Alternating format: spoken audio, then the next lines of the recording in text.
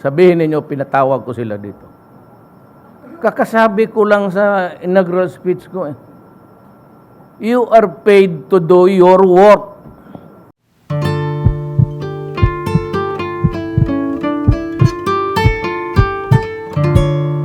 Very Reverend Father Eusebius Maranan,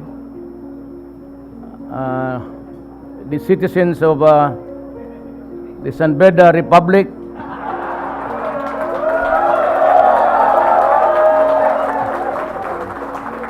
valued guests, ladies and gentlemen. Nakachamba tayo. Kumbaga sa Bisaya yung nakasabong nakasuso. Well, actually, I'd like to tell you the odyssey of my presidency. Alam mo, wala talaga akong balak maging presidente.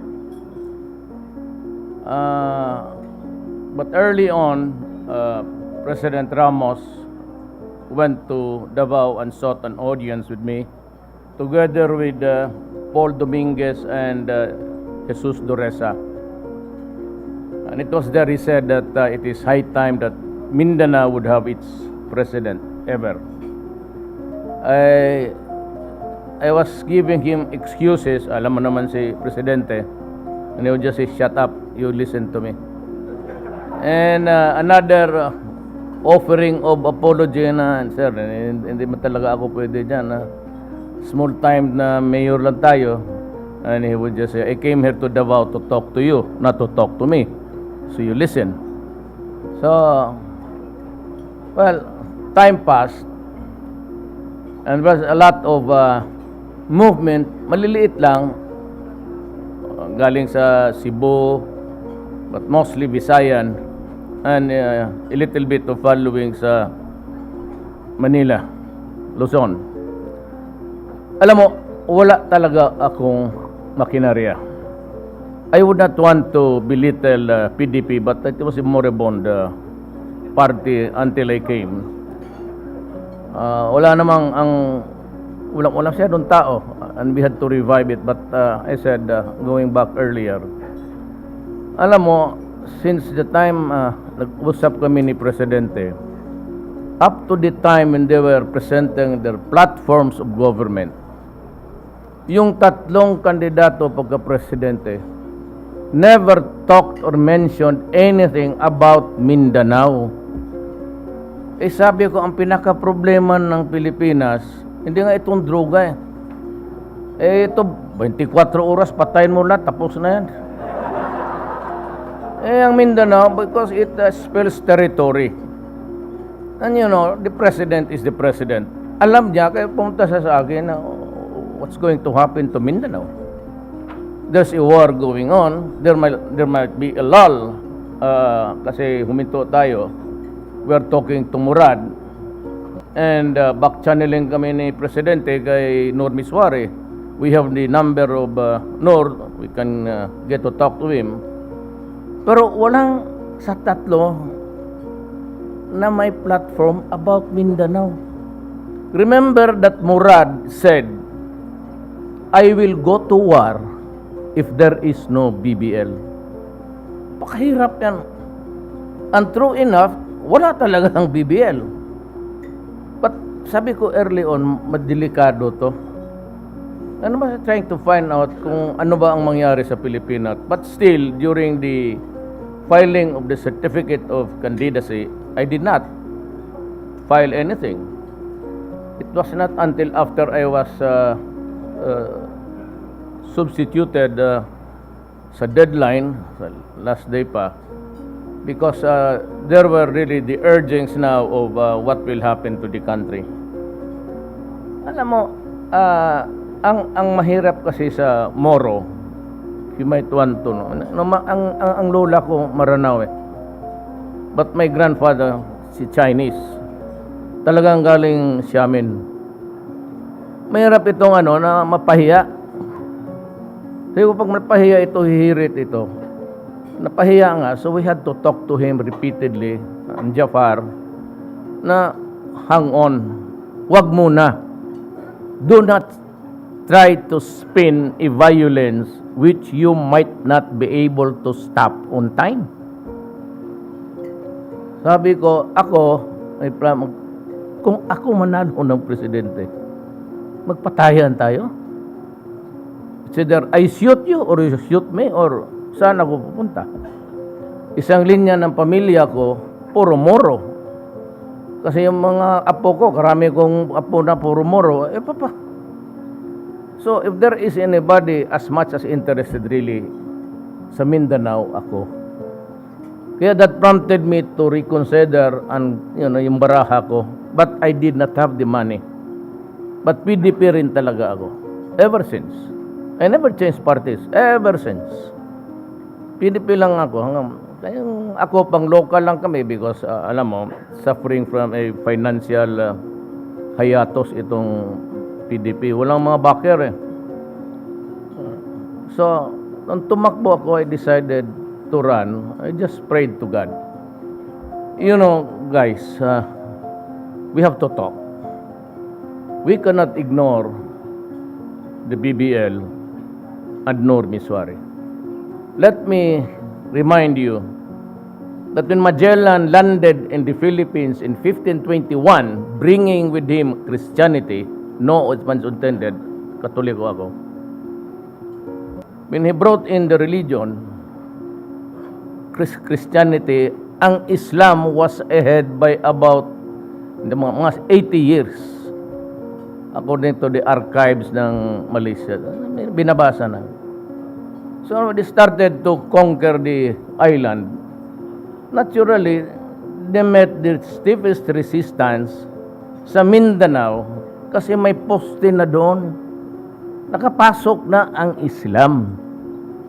And the Spaniards want to conquer the island and subjugated people there sa Christianity. Yung iba, nanalo sila, but most of the early fighters lumaban talaga. So it resulted in so many killings and massacre. Yan ang nakadiferensya. So it is historical that unless we address the historical injustice committed against the Moro people, there will never be peace in Mindanao. Ang last card dyan is pumayag na lang sila kung wala nang iba, federal. That is why I ran, ang centerpiece ko talaga was federalism. Yan ang inihingi ni Miswari, parang pinaka-areglo na lang. Hindi ko naman sinasabi na because may dugo akong Maranao, I could just go there anytime and I can enter Mindanao kung through the back door to the front gate because I have the goodwill and the filial feelings of the people there. Yan ang walang kandidato no. Kaya ako natatakot, sabi ko, pagka pumutok to another round of violence. Ang problema, sabi ko sa Moro, bakit kayo maghahanit sa mga taong Mindanao na ang Maynila nga ang naggumagawa ng batas ng BBL, pati yung mga batas to enable it to be implemented. Why are you bombing the island itself? Kung gusto ninyo, ikarga natin yung mga armas natin, yung mga mortar na hindi pumutok ng army, nilalagyan nila ng butas, ginagawa nila ng fuse At pumunta tayo ng Maynila, paputokin natin yung Congress, pati yung Malacanang. Bakit mo patayin yung kapwa mo tao dito na? Lahat naman kami may gusto So, doon ang... Then the next was really the corruption. And ang drugs, my God. Tong corruption, in my time, during my watch, there will be no corruption, period. Kaya yesterday, I was reading the Inquirer or isa pa, Daily Bullet. Yung letters to the editor, meron doon babae that she was given the go around. She had to kept on going back to the, sinabi ko sa staff, hanapin ninyo ito. Kung anong opisina nito, sabihin ninyo, pinatawag ko sila dito. Kakasabi ko lang sa inaugural speech ko you are paid to do your work. Kung gusto mo hindi mo kaya ng gobyerno magbayad, maghanap ka ng ibang, punta ka kay Ayala o kay Gokongwei. Don't give you a better salary, but kung sa gobyerno pumasok ka, hanggang diyan ka lang talaga. You must do that. When you enter into government service, you must realize na hanggang diyan ka lang. And that is very important. Ay corruption, left and right, pati yung mga bala. That's why is this government oppressing its own people? No, answer me that. Sabi ko, bakit? Kaya kung wala, sabi ko, so it has to stop. Lahat, from the office of the president down, I would maybe distribute the circular. Sabi ko, yung cabinet, 30 days, whatever department, 30 days, reduce the signing authority. I do not give kung sa anong gusto mo, 3 to 5 signatures, 1 month, lalabas yan. Huwag kayo mag-follow up. That is mandatory. At magagalit talaga ako. Now, if you cannot comply with it, I'm sorry. We part ways. That's the only way to do it. Just like in Davao. You ask for a permit, electrical, engineering, or yung business, 3 days. It's by 72 hours. Pag hindi mo naman, do not release it to the guy. Sabihin ko, ibigay mo sa akin, after 3 days, bakit tanongin kita, bakit itong papel na ito tumagal sa opisina? Ganun lang magdisiplina. Yung sabihin mo na, ayaw ko ng droga, umalis kayo kasi ako ng mayor. Nandiyan pa rin kayo. Sinabi ko na. Tapos bibili ako sa iyo ngayon. Tapos bibili ulit ako sa kinabukasan. Tapos sabihin ko sa pulis, bumili ka ng pangatlo. Pagkatapos ng delivery, patayin mo.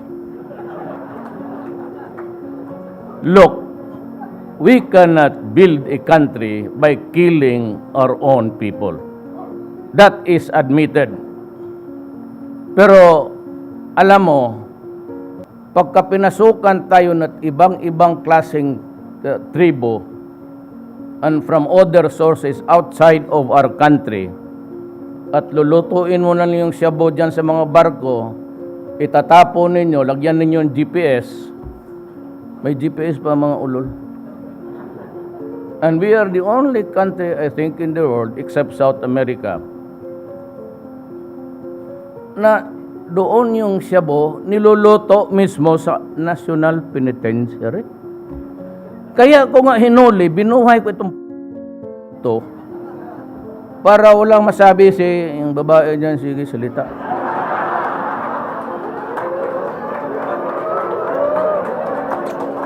Sige, buhayin ninyo.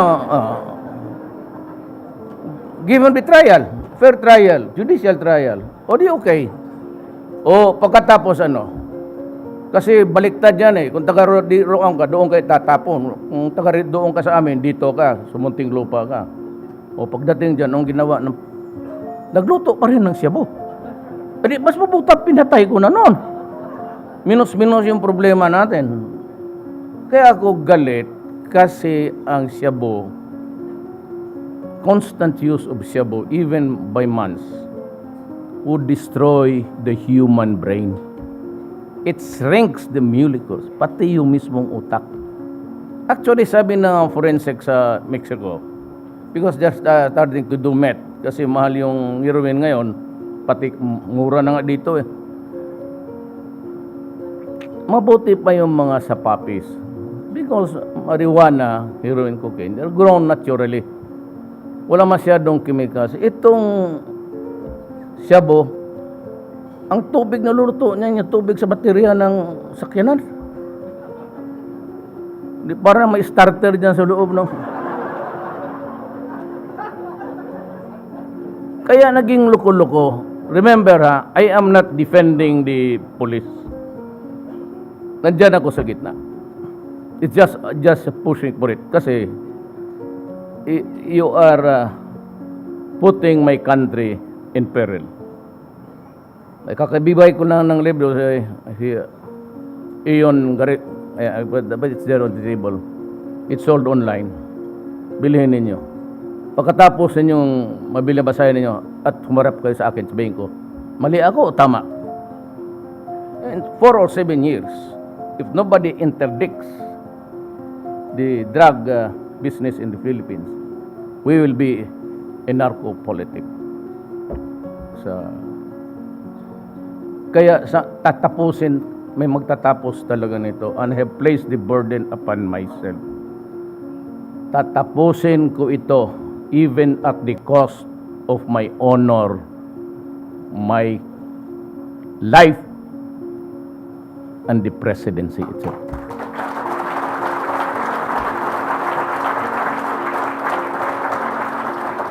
Kaya I have repeatedly stressed na hindi ako mamatay kung hindi ako mapresidente. And when nagkaroon kami ng roko sa media, boycott ninyo ako. Go. Kayo, ayaw ninyo mag-boycott sa akin? Pag hindi nyo mag-boycott sa akin, ako mag-boycott sa iyo. Wala akong, I can let go of this presidency anytime. Huwag mo lang akong ganunin. Do not. Kasi hindi ako sanay ng ganon eh. Yung basta bastusin ka na lang. Imagine being asked publicly, how is your health? Oh, I'm fine. So, where is your medical report? Mabutit na lang dyan kay kumendya. Kung wala, bastusin ka na. Di bastusin ko rin kayo. Wala akong... Hindi tayo magkaintindihan dito. For the things that I order the police and the military to do it, I am the one, ultimately, legally responsible for it. Ako, wag sila. Wag mo i-demanda ang polis. Walang mangyari dyan. Bigyan ko na sa yung sikrito. Naghanap ako sa Constitution. Pesan beda tayo eh. Kaya siyempre, I cannot handle a proceeding or proceedings against you. Tawagin ko kayo sa malagyan niya, murahin ko kayo doon. Tapos barilin ko kayo. Due process. Hingiin mo yan sa korte. And during the time when you are in custody being investigated, maybe. But not me. Ako, ang trabaho ko is, I have this sworn, is sacred duty to tell the Filipino the state of things in his country and simply the truth, period. Ayan lang. Doon sinabi dyan, Rodrigo Duterte, after naming several generals, would give them due process. Naganoon ba ako? Kakiksi yung ano ko? Sinabi ko na noon, wala pang kampanya, you might want to retire early. You guys who know that I know na ganun tayo. Hindi yan pang anong due process. Lahat ng kolumnista kasi marunong. Kasi hindi nga taga San Beda eh. Well, there are two events in my life that made me extremely proud. One is that I graduated from San Beda College. And the other one was the greatest compliment that I received to make me towards the presidency. One day, Mendiola was really very dangerous at the time. The militant, mga estudyante, and the left, huwag na natin magbulan, sila yan eh. Mga komunista, pagbukbakan dyan sa ano. So kami doon sa loob, sa eskwelahan, nagsiuwi na yung high school. Sabi ko, siguro, uwi na tayo dito. Nag-uwi na lahat, kumain muna tayo sandali kasi baka matraffic. Kung matraffic tayo nito, patay. So, nagkain kami yung sa barbecuehan. Tapos tatlo, I do not remember, I think it was Cablitas was one of them. Palabas kami, so we were in the pedestrian platform. Dumating si Justice Solidum. Pasok niya, nasa front seat lang yung nagdadaan ng masakay. Yung Volkswagen, yung grag-grag. Sabi niya, nakilala niya kami. Sabi niya, "Where are you going?" Sabi ko, Sir, it's dangerous outside here. Never mind about them. Let them fight. You go back. Wala na masyadong estudyante. Siguro may naabot doon yung nagdadaldal na hindi po umuwi agad. So, upo na kami doon. May tinanong yan siya. Siya, "Te!" Hindi mo naman nagsasabi ang Duterte. "Te!" Parang may narinig ako, tumindig ako. Sabi ko, "Sir, ang..." Matanda na rin ako, 71 years old. Tapos sabi niya sa akin, dalawa kami, "Damn it, why are you standing?"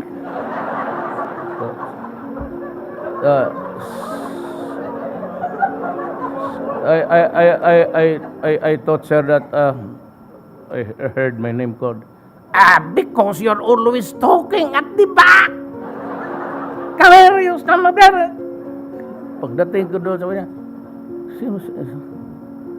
Cherry ba? Kaliso. Sit down. You recite. Tindig ako. Ano? Tapos nagtinginan kami. "So what?"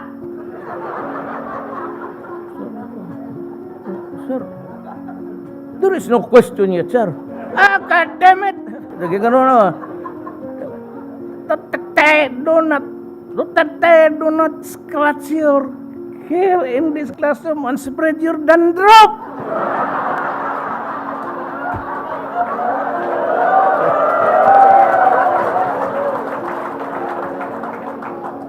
Keep it on your head. It is the only one you have.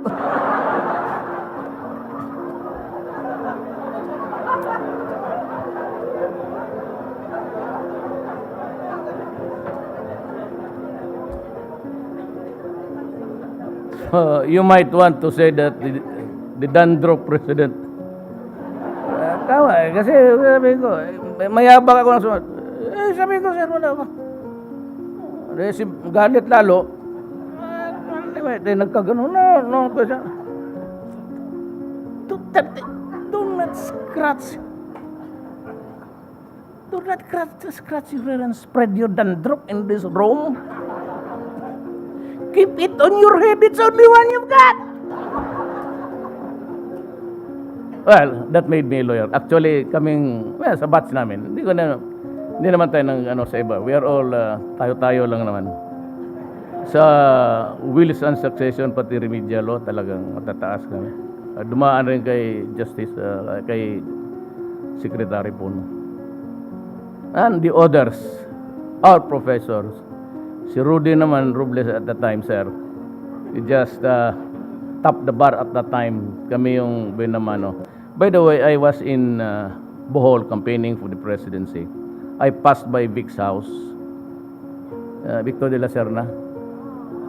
Minsan nakita kami doon sa Bohol. Nandyan si Boy Brillante. Pero yung nagbalik ako, medyo matanda na si Vic. Sumugsilat. Pero sabi niya na pagkatapos ng meeting, dumaan ka. Kung hindi na ako nakadaan, so pinadala niya. So, "This is my little help for you. This is really hard-earned money." Tinago ko pati yung pera. Hindi ko ginastos. Hindi ko man alam. Hanggang ngayon sa envelope. Nilagyan ko lang ng rubber band. Do something good for your country. And if you find it hard because there are many, yung ayaw, then if it is good, do it. Declare martial law. Pakita ko sa inyo. You guys, if you go to Davao, it's in my safe. Yung pagpakita ko talaga sa inyo. Tatawagan ninyo si Vic. Gano'n talaga sinulat niya. If you find it hard to do it because of then declare martial law. Well, I will not do it. Far from it, actually. We were around during those times. Ang akin lang is yung let the Filipino taste what is government. So kaya yung the usual is if they go there, plano ko kasi bigyan mo ng shopping list. I mean the requirements for that particular whatever. Then wag mo nang dagdagan, wag mong kunan. If it produces all those documents, bigay niya sa iyo, you have to have a journal. Receive the following application for whatever. You sign it, do not do it in the, kasi ma-erase and let him sign also. Bigyan mo ng stub, then go to the computer, ang laki ng gastos yung gobyerno to na tapos di nagagamit. Then look at the workload. And you say, come back on this day, next month, on this day, at this hour. Bigyan mo ng stub. Pagbigay niya, kailangan nandyan na yan. I do not want to see the Filipino queuing outside. Ayaw ko yan. Especially yung mahirap. Hindi, it might be a pretended sentiment, whatever you would call it, to do the unbelievers. Basta ayaw ko, lalo na yung mga taga-probinsya. Lalo na yung taga-probinsya na magastos pagpupunta rito, tapos maubos na ang sweldo kababalik. You know, it's always one trip dito eh. If you go down sa Naya, you ask for a lodging there somewhere, makikitira, tapos pupunta doon isang biyahe lang sa Kalayo, tapos pabalik-balikin mo ng araw, kalukuhan na yan. Something has got to give here. Kaya sabi ko kay Bebot Belio, find a space there. Lagyan mo ng kung saan yung opisina mo, gusto mong lumipat ng malaki, find a space there where you can place the satellites of sa DFA. Tapos National Bureau of Investigation. Diyan na, one stop. Same building. Or at least same vicinity. Makalakad siguro mga 100 meters. Then that's it. Ayaw ko magbalik-balik ang tao. Ayaw. I would like to stress it again. Ayaw ko pahirapan ang Pilipino. Period. Ayaw. So, mandatory yan, including the office of the president down to the barangay level. I will bind the local governments to strictly adhere to what the essence of government services. Diyan tayo. Diyan tayo. Magtiis lang kayo kasi sa bagay 6 years lang naman to. Pero pagka nagka-diferensya tayo dito, umatras ka kasi talagang ayaw ko. Davao is what Davao is today. Kasi sinabi ko, here are the rules. Umalis kayo. I would not pursue you beyond the boundaries of my city. Go out. Tapos kayong taga-gobyerno, ganito. If you cannot do it, tell me. I'll give you your marching orders out. Pati police. I have the most behaved police force in the entire Philippines and Davao. I do not allow checkpoints. Kaya dito ngayon, I will, one of these days, depending also on the advice of the military and the police, I would tanggalin ko lahat ng checkpoints. Ngayon sa Bukid, sinong mag-checkpoint? Hindi mga MPA. Ano trabaho ninyo? Dala kayo ng armas, wala naman kayong... Kaya nag-uusap tayo, di ba? Slow down muna kayo. I will be asking the NDF to just really do that. Lahat, mabutit na lang ang goodwill ng MI and the rest of Mindanao, the Moro leaders are up against arms also against the drug menace. And it's good for our country. It's good for talks. Just like China.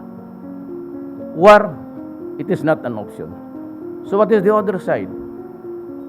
Peaceful talks. I cannot give you the wherewithals now. I have to consult many people, including President Ramos. He might want also to be one of the... But I would like to respectfully ask him to go to China and start the vaccine. We gain nothing, but we do not also want to offend the United States. Why? Because we have identified ourselves allied with the Western powers. So that's an interest which we should not forget. Our interest and the interest of our allies. Problem for our economy and somebody else's finances. So careful tayo dyan. So we have to navigate with courtesy. Hindi naman ito nadadala ng puro lang ito istorya talaga. Your Honor, Your Excellency. Sige, baw-baw. Dito lang ako sa trabaho na ito, even here. Siguro get a lot of whispers. Kaya kita mo left and right yan. Ako piskal doon, huwag magbulong-bulungan sa akin dyan. But now you get a lot of whispers, including sa labas. All state matters, but I assure you that the run of this country would be like just what we have in our hearts. This Sanbeda faithfulness to our nation. So, gano'n lang naman, gambling has to stop, but in the meantime, that I am focused on the drug menace. Why? Because pagka tinanggal mo yan, there is that apparatus of gambling. Mga kumukolekta ng pusta, and you suddenly mabakante yan, everybody stops. Ang mag-take over ng organization yan, pakialaman na yan ng droga. See? It doesn't mean to say that I like quitting that. Maano tayo, I cannot be stretched in. So I'd call the military. Hindi naman lahat Just a team there to help the police. But they have to undergo so many legal lectures about the law on arrest and seizure, then the delivery of persons to the judicial authorities, the number of hours, how to get a warrant for an arrest or to search a building. Marami tayong natin, even in the handling of yung drug cases. Nakitikyaw tayo. But I remember at the time when I was a prosecutor, very early on the 1970s, it was really a heartbreaking job of, alam mo, may kaso ka, it's good, the affidavits are there, but pag-present ng evidence, some wise say that we want to have analysis of the, because Your Honor, we have heard the stories that has been, totoo nga, hawak-hawak ko, tawas. Kaya sabi ko, in my time, do not do it to me. Huwag sa akin, sa iba na lang. Sa iba na lang. Huwag sa akin kasi medyo mapapasubo tayo nitong lahat. But anyway, I cannot detain you for any longer. If there's anything that you'd like me to answer, let us convert this thing into a open forum if you like. Okay ako. Pero basta ako, iwas lang kayo dyan sa mga, saka yung mga abogado na gusto, lahat of tayo abogado, pero gusto na litigation namin sa, ano naman yung mga drug lord, Sos Mariusep, karaming kaso dyan na pakialam mo, bakit ba yung mga laglord?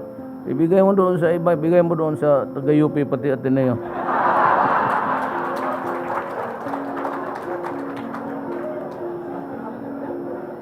Baka madali ka ba? Tapos, kasi ang alam sila, turo, drug lord rin. Hindi, abogado yun, gago. Papunta yun sila sa korte. Sir?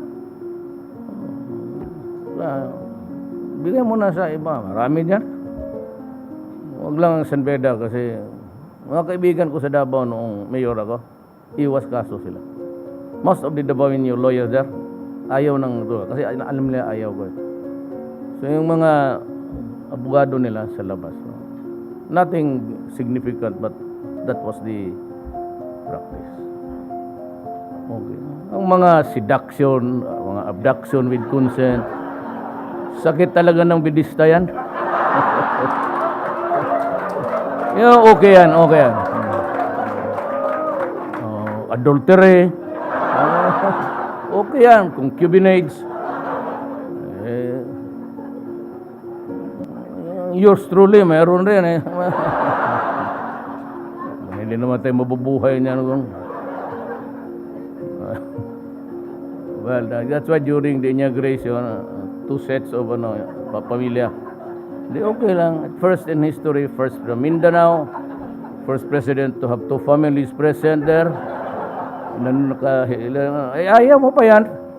That is in keeping in obedience of the culture that is there but it's never accepted by anybody, but everybody is doing it. Well, anyway, I'd like to thank you for this moment with you. And if there's anything that I can do for you, so long as it's legal and it is right, no problem. Wala akong problema. Kung wala kang siguro, yung iba matanda na, walang trabaho, di sabihin mo sa akin. Maraming, there are thousands actually, it's 1,600. Hindi ko na, sabi ko, hayaan mo na. Kung wala lang namang, walang no corruption natin. Huwag mo nang istorbohin yung nandiyan na sa pwesto. Hayaan mo. Okay na yun sa akin. Ako, basta it's competence and integrity, honesty. Pag nandiyan ka, we can work together. You can go to me anytime. Wala problema. Pero nakakatawa nito, wag kayong magmaong. Totoo yan. Tanong mo yan. Hindi ka papasukin. If you are there, pagka namaong ka, sabihin ka, hindi, bawal ito. So ngayon, punta ako nung, hindi ko man, alam ko yan. Pero kasi yung panahon ni Estrada, there was this incident that my son, the vice mayor now, Davao City, got into trouble with a security guard. Ay pinalo niya yung gate, nabalik yung kamay ng security guard. Tapos, alam mo na, the media, as the media want to do, so interview na, paano, magdemanda ka, gano'n. Sabi ng security guard, hindi ako magdemanda kasi ang tatay congressman. So itong media tawag agad, what can you say about the statement of the security guard? Yung nasaktan, ayaw rin niya magdemanda. Sabi ko, madali yan. So right there and there, I dictated my resignation from Congress. Oh, it's on record. I am the only congressman nag-tender ng resignation.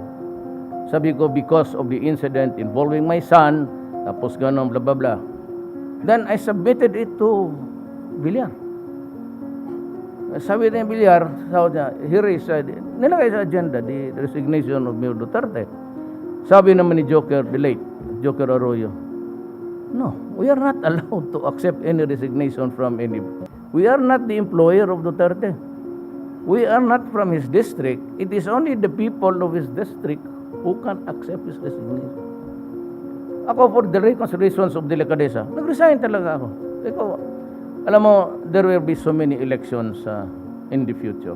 Pagbuhayin ako ng Panginoong Diyos. But talking about God, I will end my talk here.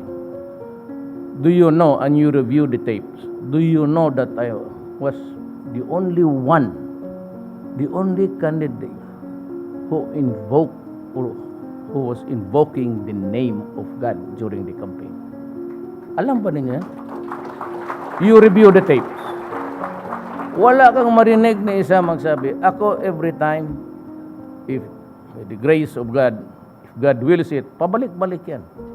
And the ultimate statement was I made sa Luneta during the meeting, the Avance.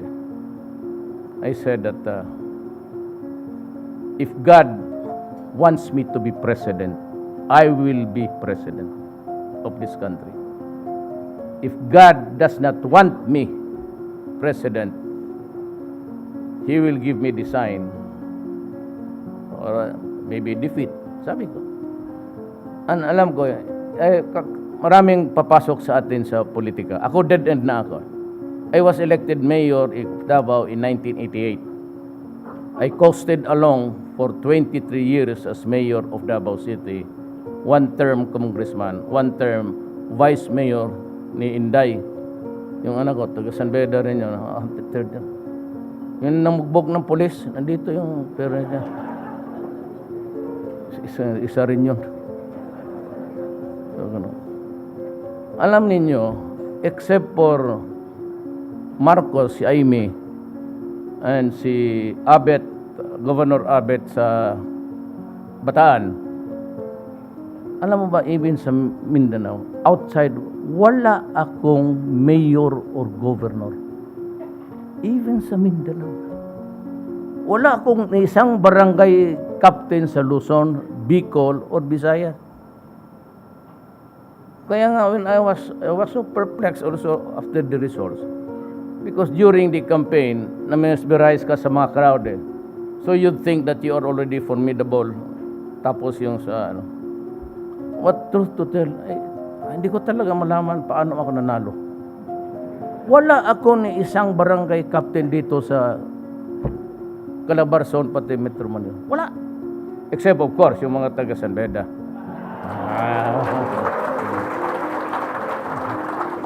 Kaya napakarami na pala natin. Akala ko ba bago lang itong San Beda. Pero mo, lahat ng taga San Beda bumoto. Di yun ang panalo sa akin. How many billions are there? Kagaya ni Ponce Doque. After President Ramos, siya ang una kong pinuntang kasi bidista yan. Alam mo, pagsabi mo, okay. Ponce, saan ka? Nandiyan yan. I offered him something. Ayaw ng cabinet. I offered him a cabinet post. But, lahat naman ito sila, puro magagaling. Kasi regular ako. Nadisgrasya ako sa kutse. Kaya I'm hard hearing sa right ear. May fracture ako dito. Pero puro magagaling. Bit Aguirre. Cum laude. Art Tugade.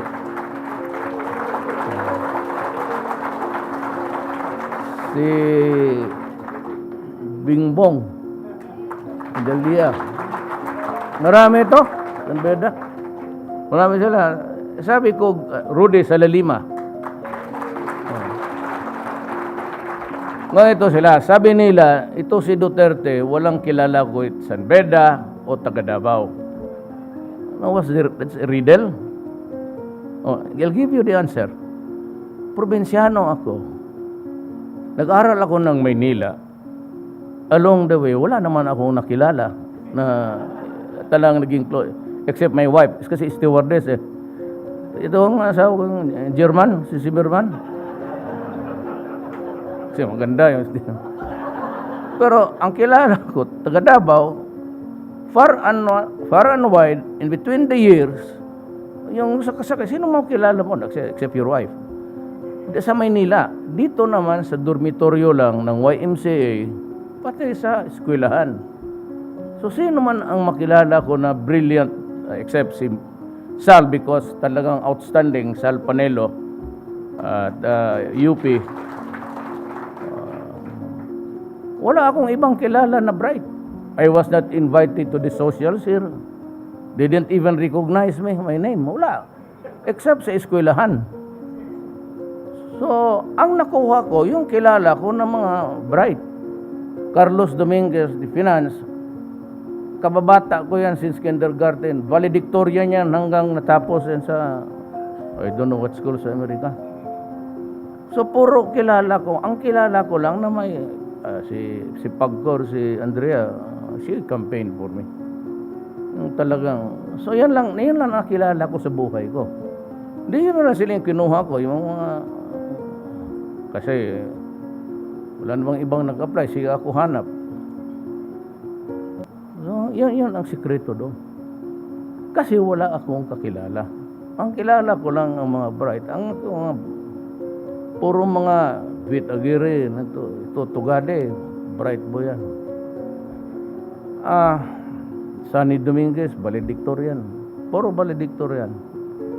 Ang presidente, 75 lang. Okay lang naman. Jess Duresa.